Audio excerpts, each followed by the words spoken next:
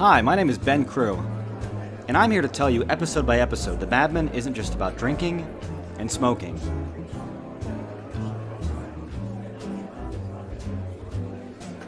It's also one of the greatest shows of all time.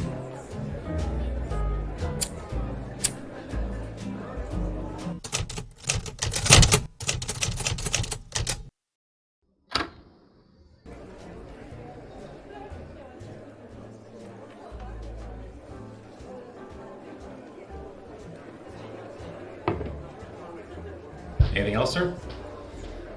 Yeah. What do you think is the greatest TV show of all time? The Wire. It's very rewatchable. Rewatchable. It's good.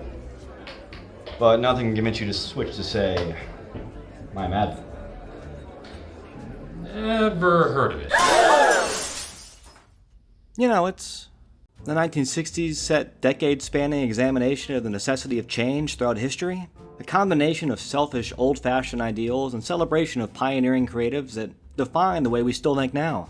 Mad Men is the death of an America we pretend we know and the birth of an America that we still do not understand.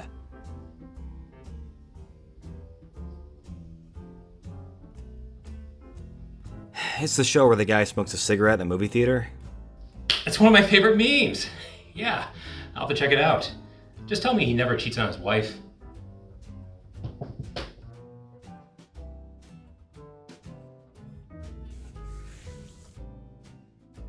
This is Mad World, an episode-by-episode breakdown of the show Mad Men. Think of these videos as companions to the episodes made to be watched immediately after viewing. They'll be accessible to first-time viewers and those on a rewatch. I'll save spoiler discussion until the end and give new viewers a warning when I'm about to discuss any foreshadowing. If you have not seen Mad Men's pilot episode Smoke Gets in Your Eyes, go do that. These are not cliff notes. Well, gentlemen, I don't think I have to tell you what you just witnessed here. I think you do. I'm going to be examining each episode and the history of the moment it is set in. Short recaps aren't going to do much for you besides stress just how much this guy cheats on his wife. Spoilers, but come on. The whole point of this pilot is that you're being lied to by everything. The advertising selling cigarettes is safe, the nostalgia of catchy tunes and nice suits representing an oppressive and selfish time, and Don Draper achieving the lie of the American dream. To directly interpret the title, Smoke Gets in Your Eyes. What does it mean to have everything when you build that everything on a lie? Mad Men, Season 1, Episode 1, Smoke Gets in Your Eyes, written by Matthew Weiner and directed by Alan Taylor, first aired on July 19th, 2007, and is set over 2 days in mid-March of 1960. The top news stories of the week were very 1960s, atomic fears, and civil rights protests. At home, police attacked peaceful protesters, attempting to desegregate a lunch counter in Orangeburg, South Carolina. 389 people were arrested and placed in a stockade, making this one of the largest mass arrests of the civil rights movement. In South Africa, notice was given by the Pan-African Congress that 5 days of peaceful protest would begin on March 21st. This event would become the Sharpeville Massacre, in which South African police opened fire on a crowd of 7,000 black protesters. 69 were killed and 180 injured. In France, Jean-Luc Godard's new wave crime film Breathless was released. The weight of the world beyond the walls of Madison Avenue is felt even if it's not directly mentioned. This is a decade of change, and you'll see that the dedication to capturing history is part of what makes Mad Men so compelling. I'm living like there's no tomorrow, because there isn't one. There's a contrast in the duty of showing you the past as it was through these characters that will lie about everything.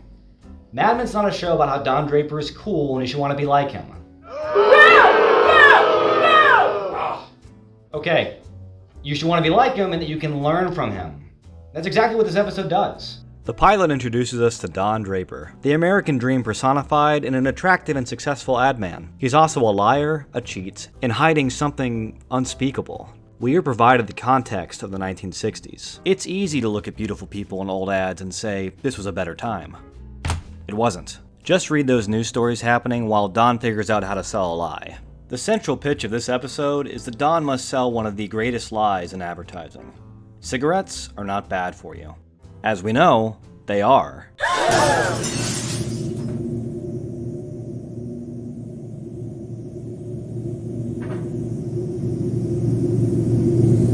Everything you're seeing is a facade. The comfort of nostalgia begins to feel discomforting. Like each song or outfit is deceiving you into becoming numb. What you're seeing is not the truth.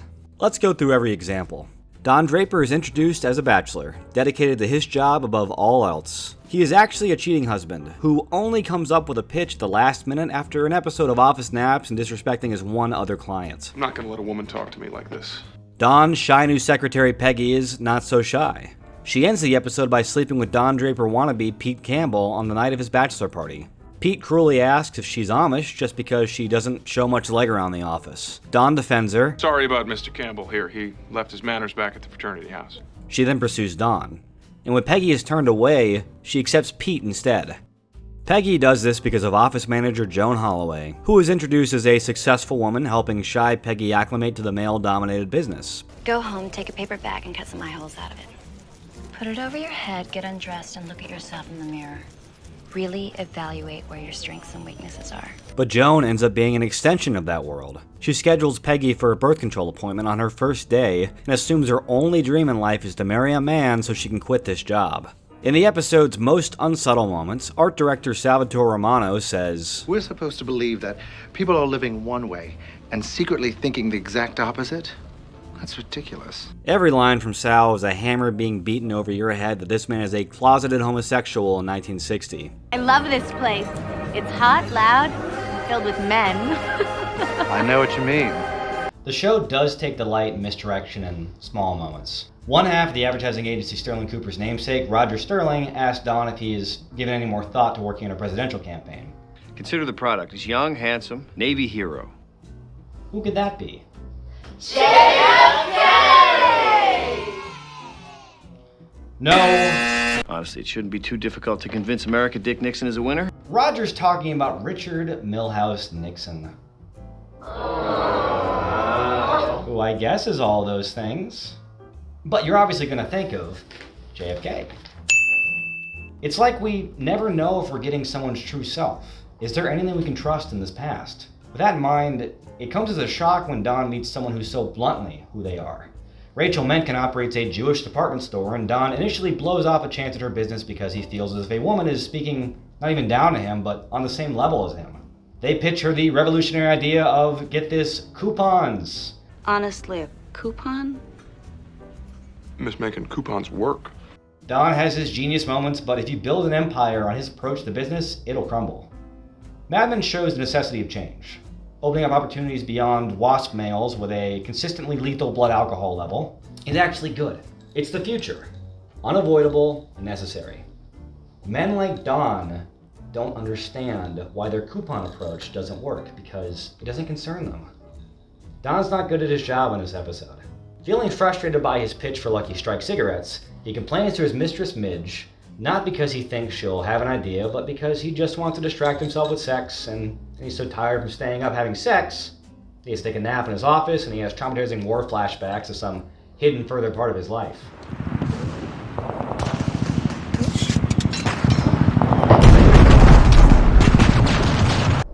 Don's ability as an advertising genius comes not in planning everyday life, but in pulling something out of thin air and making it seem like that was always the plan.